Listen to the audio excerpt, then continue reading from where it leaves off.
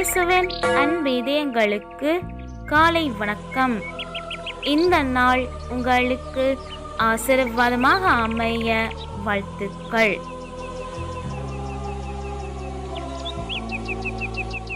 இப்புதிய நாளுக்கான ஆசீர்வாத இறைவசனம் திருப்பாடல்கள் அதிகாரம் 18 இறை வார்த்தை 33. அவரின் கால்களை மான்களின் கால்களைப் போல் ஆக்குகின்றார், உயர்ந்த இடத்தில் என்னை நிலைநிறுத்துகின்றார்.